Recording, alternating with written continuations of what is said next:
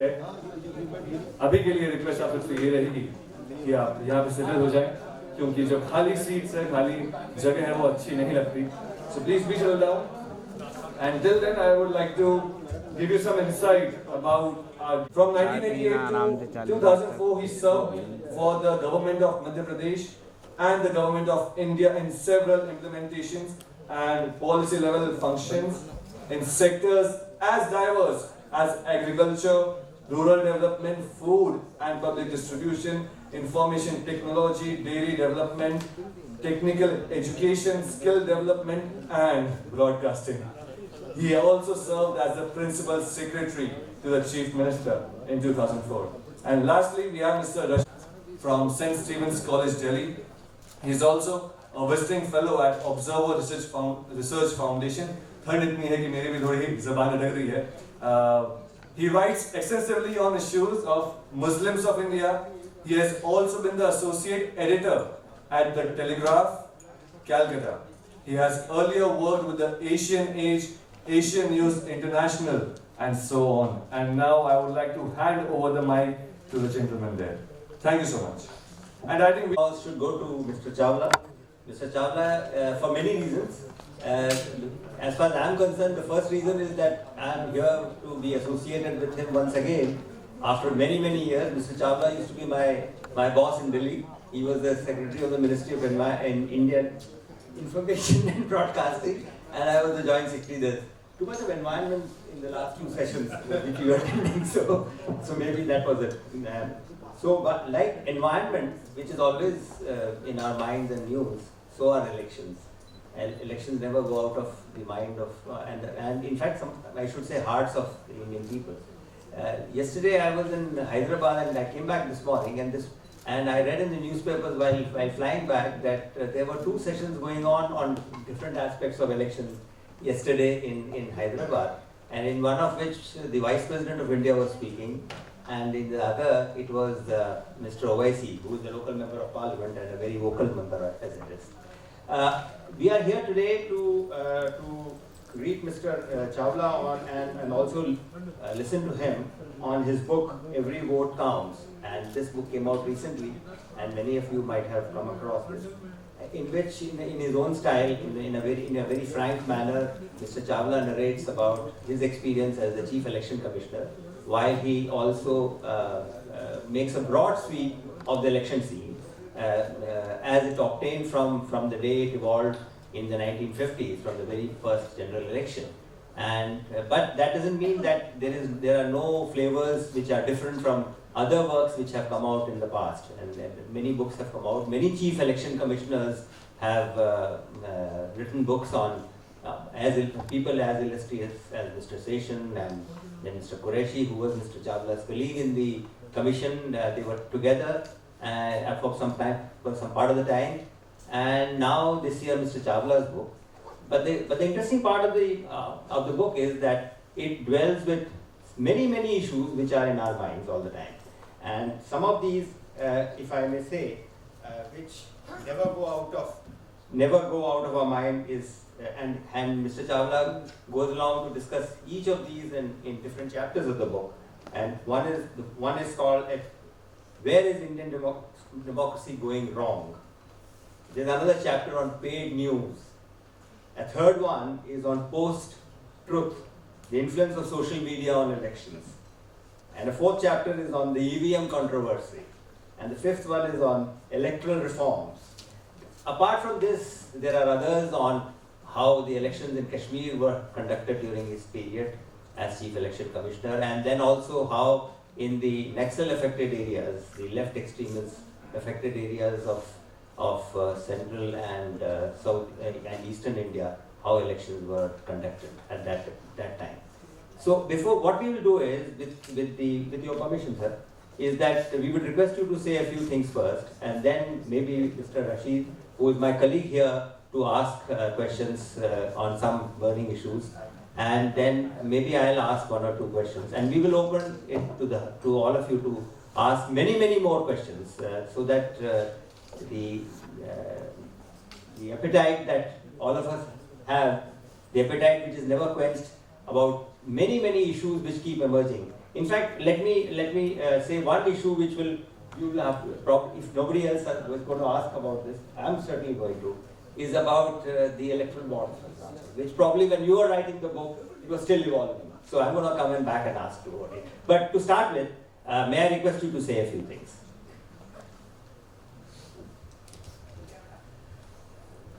You might wonder why I wrote this book, because I was mulling over it for many years. Shankar just asked me a question about another book which I'm still mulling over, but these things take a little time. I spent 5.5 very eventful years in the organization, lots of ups and downs, very difficult organization to manage, such a learning experience. But broadly, I would take off from where you have introduced me by saying that there are many things that are going right, and now increasingly many things that are going wrong. When I say this, I mean by the right that if we look at all the countries that have gained independence at about the same time as we did from colonial rule, you'll find that we still conduct elections on time, every time, and the result is accepted by the loser and the winner alike. I have been observer in many countries, in Latin America, in Eastern Europe, elsewhere, Africa, where results are not easily accepted. People protest for months. And if we look in our immediate neighborhood, without my mentioning any country, you might just say that it's a great achievement. And it doesn't owe itself in any small measure, but indeed in considerable measure, to our constitution makers, their understanding. The fact that the Election Commission was founded a day before our republic was, on the 25th of January 1950. So these are some of the things that are going very right. But what worries me, and I think worries all of us, is the concept of money power, of muscle power, increasingly of paid news, and now I think the most frightening phenomenon of all, which you mentioned, and which I would emphasize a little later, is on what's happening in the social media. Social media, which could have been a boon and a benefit, is now also a very dangerous weapon in the hands of those who wish to misuse it, as we saw in the US election in 2016 as well. So that by way of an introduction, and just this to add, that yes, I have a very bad cough and came against my doctor's wishes. The reason to write was that 5.5 years was a learning experience, and I think it needed to be shared. One doesn't talk about everything that happened, but still, not enough has been written. And I did so much enjoy researching our very first Chief Election Commissioner, Sukumar Sen, was an unsung hero of India. Not much written about him, not much known about him, no diary left by him, no book written on him. So I went to Calcutta, spoke to his daughters in Calcutta and London and so on, and tried to piece together how a man in 1951 and 52 could have put together the first election when there were no electoral rolls and he had to build them from start. So he was truly the hero. For people like me who came later, we were adding to the arch. But the person who does the first definitive work is truly a hero, and he's an unsung hero of India and the Election Commission. Rashid bhai?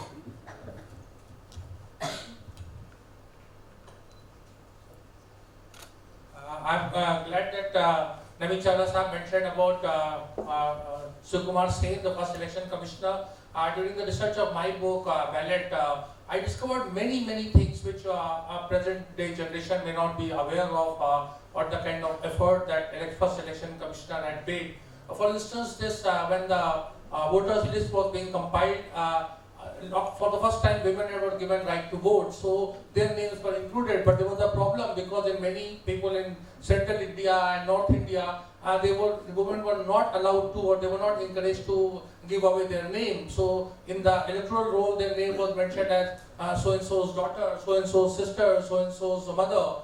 And but Mr. Sen did not allow that. So a lot of names were deleted, as many as 20% names were deleted. So in the first election, so that's how our democracy had to work so hard.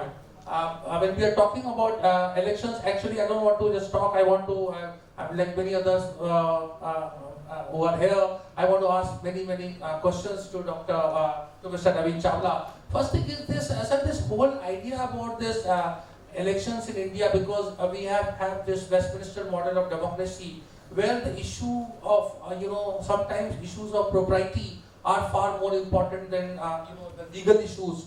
So what we see in day to day as a journalist, I have felt that issues of propriety are not given so much importance, whether it is defection or use of money, religion, all these things. That is the root cause of every electoral malpractice in India. So, as a society, if we do not have regard for propriety, जिसे हम मर्यादा कहते हैं हिंदी में, then how do we go about this election business?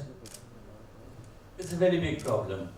We have a statutory limit of spending, and that statutory limit, as we all know, is far exceeded.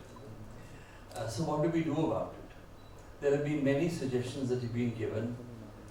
For the last 22 years, the election commissioners, whoever have come, chief election commissioners, have been writing to various governments in 22 years, suggesting all manner of electoral reforms. But when political parties are in opposition, they are happy to raise these issues with the government of the day. But when they are themselves in government, then it all becomes a sort of, what does one say, a kind of cozy compartment. Have any of us ever, if there's somebody in the audience who has, then please help me, because it will go into the chapter of, another chapter of my book. They all fight at the hustings, as you know, quite bitterly. But once elected, nobody complains about another. So it becomes that golden class sitting in Central Hall and then in the two houses of Parliament. They're all friends. There's bonhomie in spite of the divisions between political parties, but not one complaint. In the 5.5 years that I was in the Election Commission and subsequently as well, we're all observers of the scene, nobody, not a single member of Parliament, even independently, not even Jairam Ramesh. I wish he'd sat here and I would have asked you. Jairam, you're there. I didn't see you. Jairam, did you ever raise the issue? You're a member of Parliament. Have you ever raised the issue of criminality in Parliament? Of overspending in Parliament? Bringing, I hope you have, bringing a private member's bill? And if so, then you would be a lone voice that hadn't been reflected or recognized by the speaker. So this is what is beginning to happen. I can only tell you that about 2 years ago, long after I left the Election Commission, I ran into a member of Parliament at a dinner in Delhi. So I couldn't help but asking him, he was from Andhra Pradesh. So I couldn't help asking that, please tell me, why is it that in Andhra, Karnataka, Tamil Nadu in particular, there's such overspending? So he said, are you asking me how much I spent? So I said, no, I didn't ask you that. He said, but I'll tell you. I spent 52 crores on my election. When I got my breath back, I said to him, but what did you spend it on?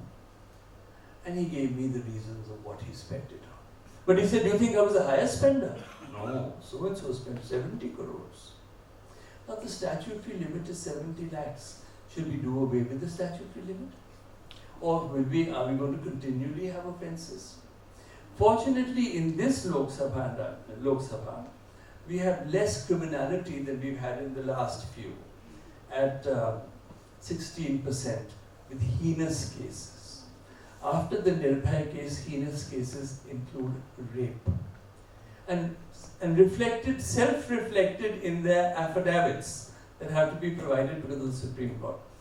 I'll stop here because I have no easy answers to this. So I'm going to ask both of you, seasoned in your own fields, and when you throw it open to the audience, from very distinguished people there. Mr. Pradeep Baijal is there. Jairam is lurking at the back. And here is Shankar Menon, my friend. and from many of the students, an answer might come. So in fact, you are making this discussion stand on its head by throwing it back to the audience. So it's going to be an audience-centered discussion, as it were. And therefore, anyone else who wants to come in, including, sir, of course, Mr. Ramesh or Mr. Menon or Mr. Bajal and all other distinguished members here. Yes, just. Is state funding the answer? Yeah, I'm just coming. I'll allow you. Kindly allow. So what I was, the questions are here, which the audience, when they react, also may like to factor in. बैठिए मैं आप ही को सबसे पहला मौका दूंगा. और इसकी ये बात कि जहाँ तक कैंडिडेट्स का सवाल है, उन पे तो सीलिंग लगाने की बात की जाती है, और लेकिन राजनीतिक दलों पर कोई भी बंदिश नहीं है खर्चे में. तो कमिश्नरों के लिए ये अब बहुत ही मुश्किल हो जाता है ये पता लगाना कि कौन सा खर्चा राजनीतिक दल पे बुक किया जाए और कौन सा कैंडिडेट पे बुक किया जाए. तो राजनीतिक दलों पर किसी भी तरह की बंदिश नहीं होने के कारण ये एक अपने आप में इसका माहौल उड़ गया है खर्चे का. And sir, repeatedly, even constitutional authorities, like yesterday, the Vice President of India was saying the same thing in Hyderabad, that it's not only on the Election Commission of India to be able to do anything of the sort. The political parties and the state governments and the central government, all of them should get together and do. But then nothing seemed to happen. And in fact, I have heard it from the mouth of the finance minister of Maharashtra, the previous government. Now there's a new government in Maharashtra, in a forum in Bombay, कि भाई election commission वालों आप हमें झूठ बोलने के लिए क्यों आमादा करते हैं.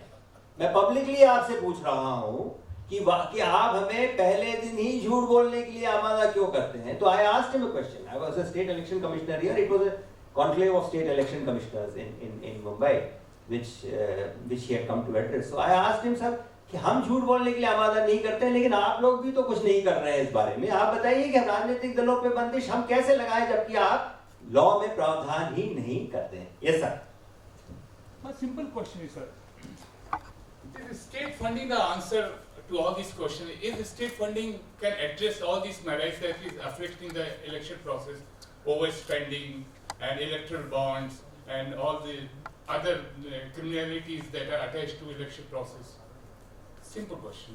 Because election commission has been raising this issue for the last so many decades, but the power that we has never taken it seriously. You know, I believe, and I have written, that state funding could be the only way out. I'm not the first. The first committee to write about it was the Indrajit Gupta committee, and subsequently several committees, the Law Commission, in 2 reports, have also advocated either state funding in full or state funding in part. I think something like that would have to be found, because otherwise there's or you know, when we had a conference with the political parties in 2006 and we called them all together, and haven't been able to call them since on this specific issue on EVMs and others, yes. But we raised this point, that what about state funding?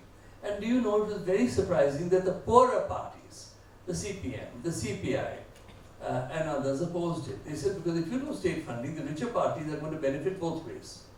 They'll take state funding also, and then they have large coffers that they will use of black money. So they opposed it. But I think that these things have to be reflected now deeply. We have seen that no political party in power, none, whether it's this disposition or that disposition, is not going to take this issue up, because there are too many issues that are related to their majorities, the members of their parties, and so on. And they are in many ways actually helpless in taking up this issue. But let's go back to the Constituent Assembly of India, where these issues were discussed at great length, and the very valuable debates.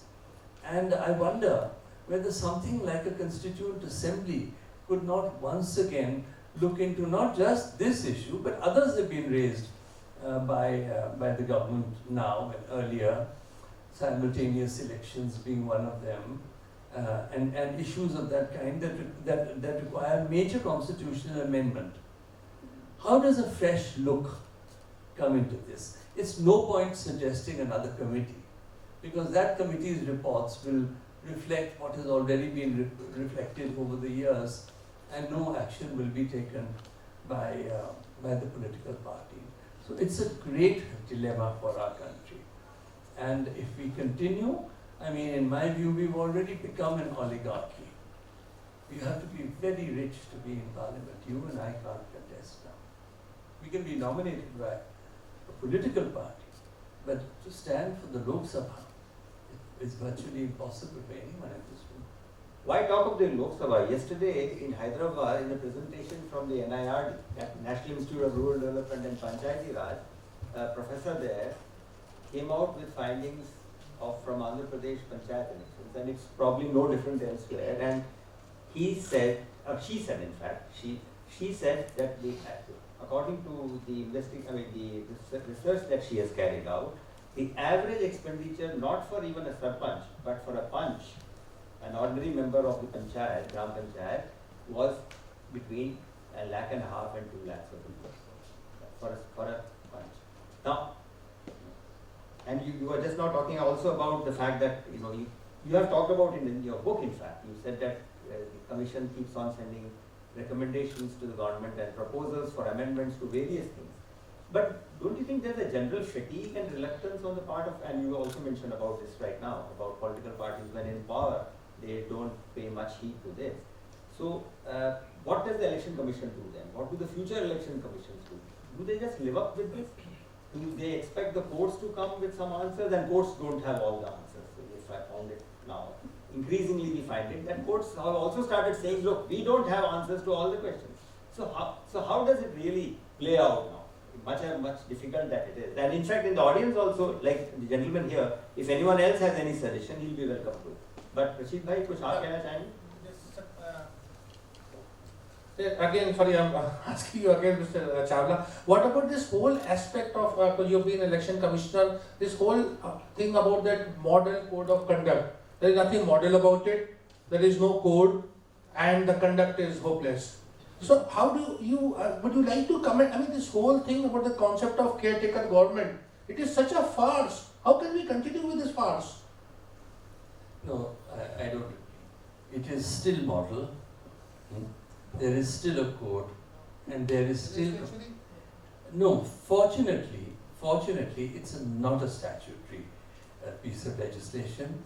It actually emanated surprisingly from the political establishment in Kerala many years ago, and they put their heads together and they said that these are our do's and don'ts, and those came to be codified in due course when matters went to various courts.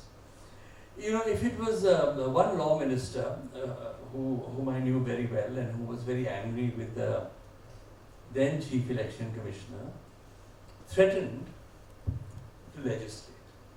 And I spent the whole evening at a book launch, not listening to the launch or the proceedings, but trying to convince this friend of mine that that would be a very unwise thing to do. Because if it went into the hands of the court, then on any complaint, it would take years. And we wouldn't be able to deliver the kind of punch that we do. And let me tell you that people, after all, what is the Election Commission? It is an umpire. Let's not make ourselves more than what we are. It's an umpire between players. And the players are political. And so we all play this game, and this is an umpire at a match. I think fortunately still, there is this respect, still respect for the Election Commission, that when the level playing field is disturbed, people do go to the Election Commission. And certainly, the person who gave the Election Commission its teeth was my guru, Mr. T.N. Seshan. May I just digress and tell you a T.N. Seshan story? Because as soon as I was appointed as Election Commissioner, I went to see him. And I had not served directly under him, but I was always terrified of him. We were sort of junior deputy secretaries and joint secretaries, and he was a phenomenon. So when I called on him in Chennai, which I often did, he would sit like this at the back of his sofa, and I would sit at the end of my chair. As a junior officer must before Mr. Seshan. So he said in his first piece of advice to me, look at my skin. So now what can one say? So I said, yes sir, no sir. So he said, no, look at my skin properly, because it's the skin of a rhinoceros, and if you don't develop it, you can't do your work in the Election Commission. And that's also how we tried to implement the model code. So I don't agree with you, Rashid, that I think it's still working. In fact, talking of Mr. Session, not only did he have the skin of a rhinoceros, he also had a head of granite. When I was Collector Bastar, and Mr. Bajal is here, he was one of my illustrious predecessors there. Mr. Session made a visit to, he came to Bastar and spent, can you believe it, a junior officer like me, I had Mr. Session's company for 5 full nights and 6 days as Secretary of Environment and Forest. And we went to the Danteshwari Mai temple in Dantewada, and he banged his head against the, because the entrance was with a very big door which was very small. It's an old temple. And then he said, young man, it's made of granite, don't bother.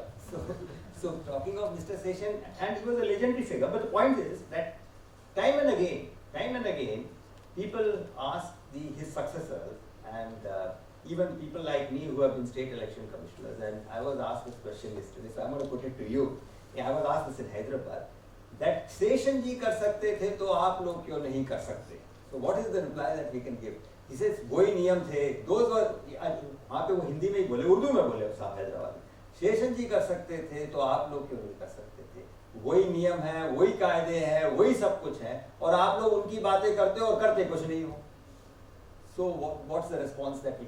Because the kind of reluctance, if we may call it reluctance, we may call it fatigue on the part of the ruling party, on the part of opposition parties, on the part of the parliament as a whole.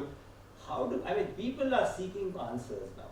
So if an election commissioner is asked today, or a former election commissioner is asked, what is the way forward? I mean, we can't, sir, get away by saying that आप लोग बताइए, लोग तो हमसे पूछ रहे हैं उल्टा, तो क्या कह सकते हैं? Sir, can I just add in this whole idea of this? You said election commission is like an umpire, but if a batsman like Prime Minister comes in, then what can umpire do? We have seen this election after election, and it's not one Prime Minister. I mean, the whole thing, the modern code of conduct goes for a toss. The fact that, in one constituency the election taking place, voting, and another constituency, because we have staggered election, the Prime Minister is speaking, and it's beamed in, people's drag room or wherever they are. Let me answer it this way, and I must give you a few examples from my own term. During the course of elections, the power vested with the Chief Election Commissioner and the Election Commissioner is so omnipotent that it is far larger than the power of the judiciary or the executive. That is the power that the constitution makers gave under Article 324, which Mr. Session correctly interpreted when Mr. Narasimha Rao did not give him one company of Central Forces and 2 IAS observers. So they had a toss on that. And Mr. Session then said, under Article 324, I am competent. There was only one Chief Election Commissioner at that time. I will not do elections. So he stopped doing elections. So it became an eyeball to eyeball. And so the executive gave in. But when Mr. Session took a flight to Pune, and in those days the flight took about 3 hours, by the time he landed, he found that 2 other election commissioners had been appointed during the time that he was on the air. And that's how Dr. Gill and Mr. G.V.G. Krishnamurthy and very distinguished people were appointed, and it became a 3-man commission. So if the election commission wishes to exercise those powers, there is nothing to prevent it, and there is no need for it to apply to the Supreme Court. In my own term, I actually had one Congress ally and 3 Congress chief ministers who were violating the code in every possible way, and the press was covering it. So we quickly got in touch with the chief secretaries and said that if these are not remedied, I will write to the president to impose president's rule. And each of them backed down, and one of them, when he sees me on an aircraft, looks the other way. So I'm just giving you an example that these things can be done. Whether they are being done, Mr. Kidwai, must be the subject of your next book. I think anybody can write that book. There's no writing on the wall. more writing on the wall than writing your book. Okay. But you've written a book on voting, haven't you? Yeah, sir. Please. Sir, I have a question for you. Sir, as you were the Chief Election Commissioner. Kindly introduce yourself. Sir, my name is Prince Gupta and I am a law student. Sir, I want to know something regarding the simultaneous election. Will the simultaneous election help in Indian democracy? Because the kind of literacy scenario that we are having, we were having 74% literacy in 2011 census. So do you think the simultaneous election will work in India? And secondly, sir, the kind of constitutional positions that we are having in Article 324, as you recently mentioned, the removal procedure of the Chief Election Commissioner is quite the same of Supreme Court judges. But rest to Election Commissioner, they can be removed by the executive resolution. So don't you think this needs to be amended? Regarding simultaneous election, can do, but it would require a lot of equipment, a lot of police force, because today in every election, the participants want central forces. Nobody trusts the state force. No opposition party will trust a state force to police and man the booths, and everybody wants central forces. And I had a great deal of difficulty because I only got 526 central companies in my time, and I was very envious that in the 2019 election, I mean, there were about 3 times that force. And we put 2,000 IAS, Forest Service, revenue officials on duty. Now, if you do both elections simultaneously, so that's a very large load to be carried. So, but technically, as far as the Election Commission is concerned, if it gets the EVMs, gets the hardware, gets the equipment, gets the manpower, it can be done. But it cannot be done without amending the Constitution. Because, let us say it's a Mr. Vajpayee government that falls in 13 days. Are we going to see elections all over the centre and the states all over? There's nothing in the Constitution that if the centre falls for any reason, we have an election that has to be declared in 6 months, but we don't have anybody like, we don't have president's rule, as you do have in a state. There is no provision in the Constitution for anybody to man the centre. So who is going to man it? So there are at least 6 or 7 very important articles of the Constitution that would need to be amended.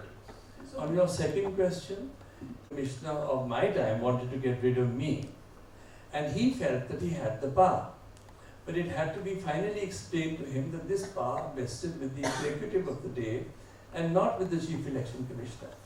It happened in this way that Mr. Seshan actually was very, very dictatorial.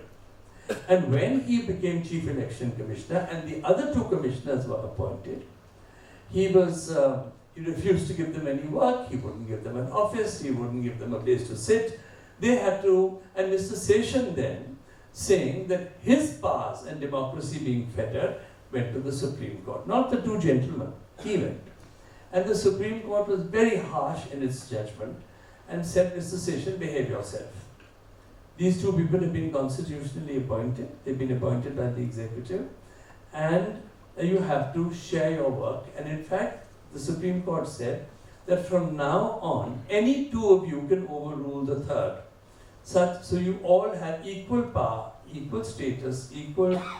But the only thing the Supreme Court failed to do, in my view, was that last mile, which is that it should have given the 2 election commissioners in that judgment the same power of removal that the CEC had. So I had to go through this battle for myself for 2 years, but no sooner was I appointed Chief Election Commissioner than I wrote to the Prime Minister of the day, Dr. Manmohan Singh, to say, please equalize the procedure. And a copy of my letter is in this book. And needless to say, any letter written by the Election Commission to any Prime Minister goes into the shredder, and that is where it went. So that status remains where it was, unfortunately.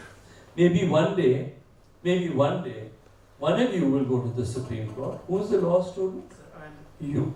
You go to the Supreme Court with a couple of other law students and get it remedied. You must read the last chapter of my book. Don't buy it. Get a copy from Jairam Ramesh. He probably has it. He'll give you one free. Mr. Ramesh is being provoked to again and again. Yes, Next question, please. Sir, but sir, do the public political rallies before the elections, because once the political leader, like the Prime Minister, is campaigning for the political party which he belongs, it automatically drags the attention of all the media houses. And whereas the leader of opposition party, he don't get that much of coverage.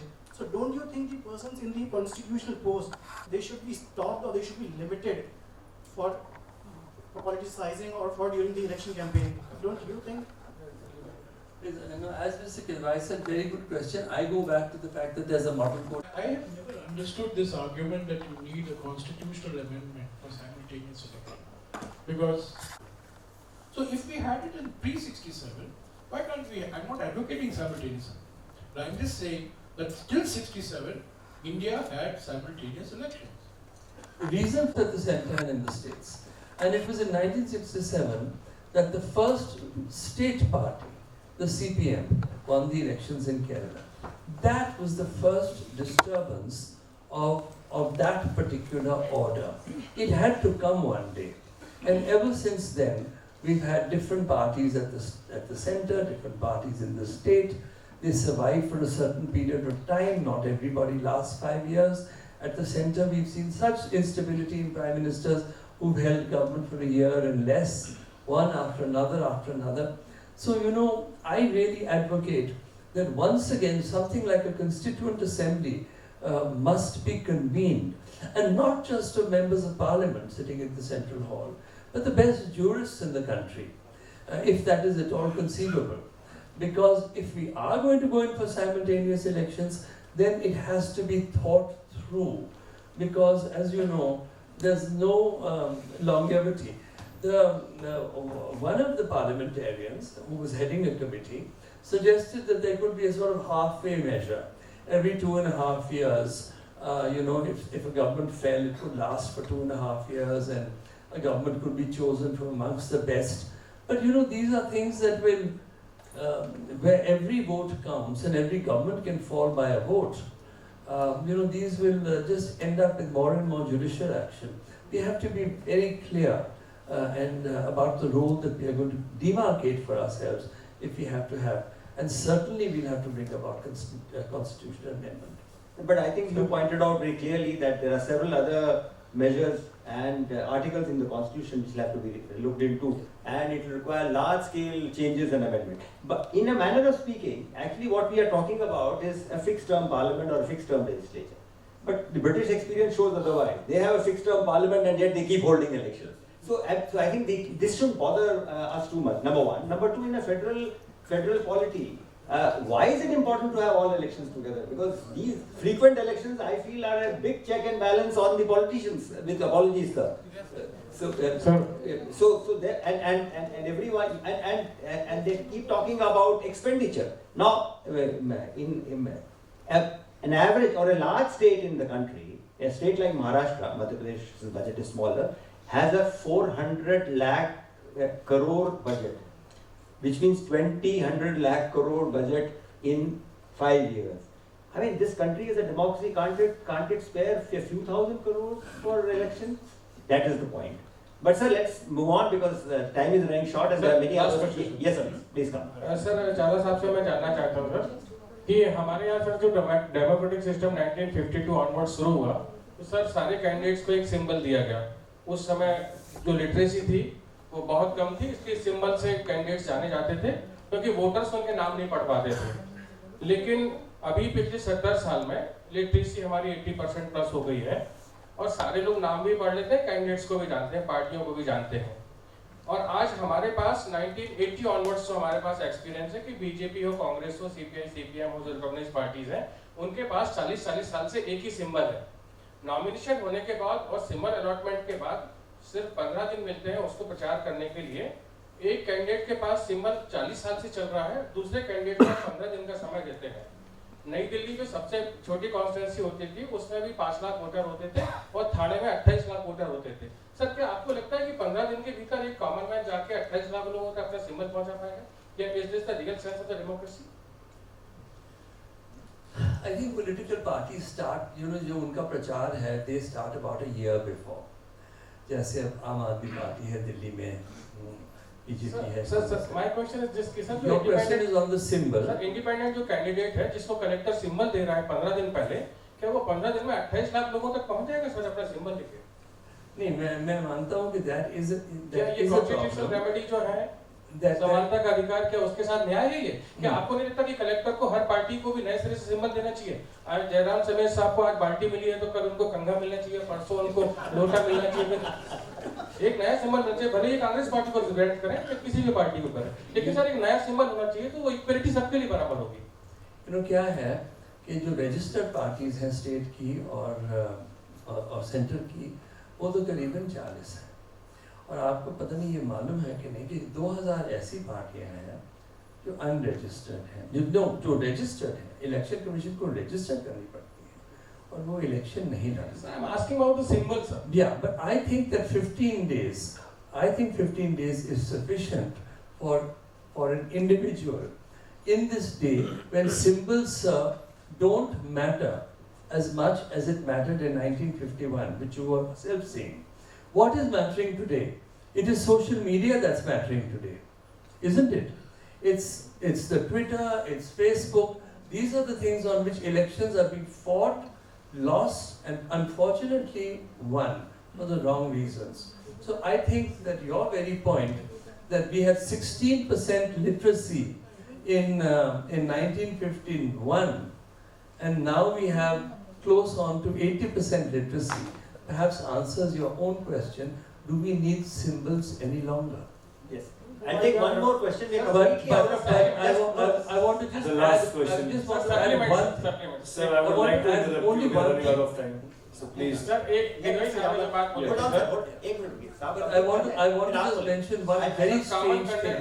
Common conduct की जो बात की गई थी sir, जब 15 दिन का, 20 दिन का, जो भी 40 दिन का आपका आचार संहिता लगती है, तो उस टाइम जो पब्लिक सर्वेंट होते हैं वो एज ए पार्टी मेंबर तो जाते नहीं है, वो जाते हैं अपने स्पीच देने के लिए as a minister, as a chief minister, as a prime minister. तो आपको नहीं लगता कि सीधा इन्फ्लुएंस करते हैं और पब्लिक सर्वेंट होने के नाते वो पोस्ट होल्ड कर रहे हैं, उन्हें ये सब नहीं करना चाहिए, उतने समय के लिए उस पोस्ट को छोड़ना चाहिए? एक सेकंड, एक काम करते हैं क्योंकि समय कम है, एक और प्रश्न ले लेते हैं और हम चावला साहब से रिक्वेस्ट करेंगे कि वो दोनों प्रश्नों का इकट्ठे उत्तर दे दें। Other kindly And I want to just bilaterally mention one outside. thing. Mr. Chawla will be there for a little while. Yeah, thank you. नमस्कार सर, मेरा नाम हर्षित तिवारी है और मैं वकील हूँ। मेरा एक सिंपल सा क्वेश्चन ये है कि we the people of India, जो मतलब वी द पीपल और by the people, total democracy का यही मतलब है कि we the people and by the people. पर इलेक्शन से पहले जब भी किसी भी पार्टी का, दो पार्टी का, चाहे हाथी जो है क्या बोलते हैं साइकिल पे बैठ जाए या किसी का भी दो भी कोएलिशन हो, वो इलेक्शन से पहले तय हो जाए तो वो ठीक है।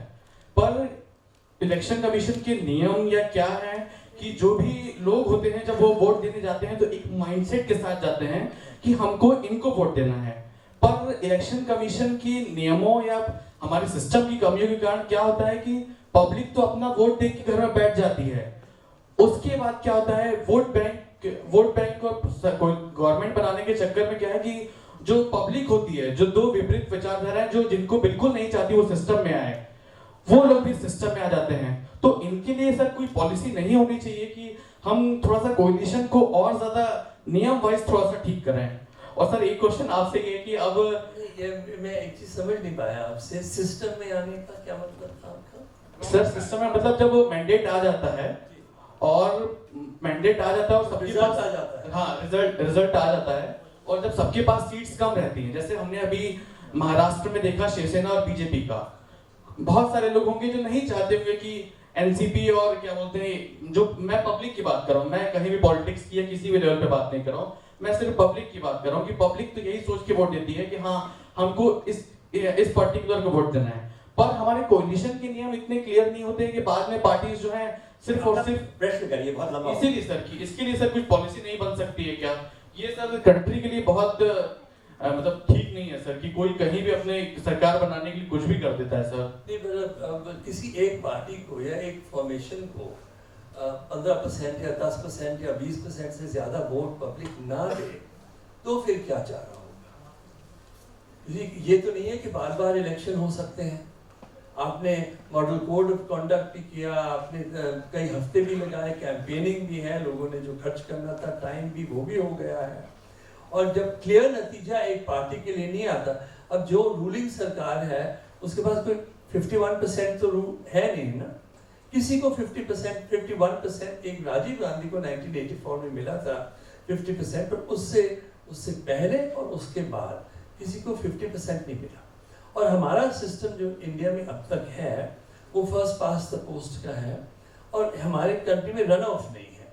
अब जैसे भूटान में 4 पार्टीज को कंटेस्ट करना पड़ता है, ये 4 से अधिक, और जो लास्ट 2 हैं उनमें फिर रन ऑफ हो जाती है।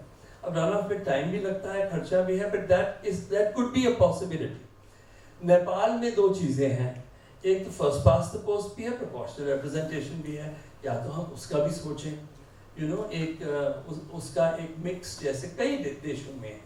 तो may be the time, we are only 70 years young as a country since 1950, so maybe we should start looking at alternatives, and maybe we should do away with the symbols now. But the only problem of doing away with the Symbols Act is that this is the only act that mentions political parties. There is no mention of political parties, neither by the constitutional framers nor by the Constitution. The only piece of legislation mentioning political parties by name is this Symbols Act. So that should be amended, and I think this is not the time. We have now 80-85% literacy, in some states 100%. So maybe the Symbols Act can also go. Thank you very much, sir, for your responses and for the book you have written. In fact, I recommend it to the audience here.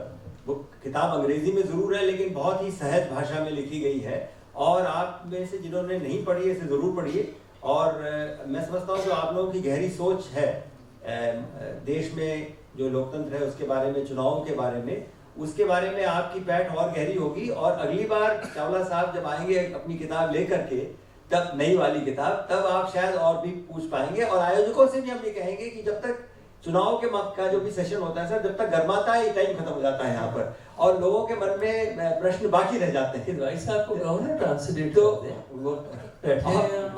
वो तो author और translator के बीच की बात है। लेकिन बात यह है कि इस तरह के प्रश्नों के इतने सारे प्रश्न मन में रहते हैं, शायद आप अपनी किताब में अगली बार, मेरी तरफ से सुझाव ये विचार करें कि जो वर्तमान इलेक्शन कमिश्नर्स हैं उनको कहें कि वो जनता के बीच में आके मुखातिब हुआ करें, क्योंकि वो बहुत सारे ऐसे प्रश्न होते हैं जो वो शायद ज़्यादा सहज रूप से वो भी दे सकेंगे। Thank you very much for patiently hearing. मेरा चावला साहब से मैं निवेदन करना चाहूंगा कि वो ये नया कॉन्स्टिट्यूएंट असेंबली की बात ना करें। देखिए अभी सीए और एनआरसी को लेके इतना बखेड़ा खड़ा हो गया है, एक कॉन्स्टिट्यूएंट असेंबली की बात आप कहेंगे तो बहुत बवाल हो जाएगा।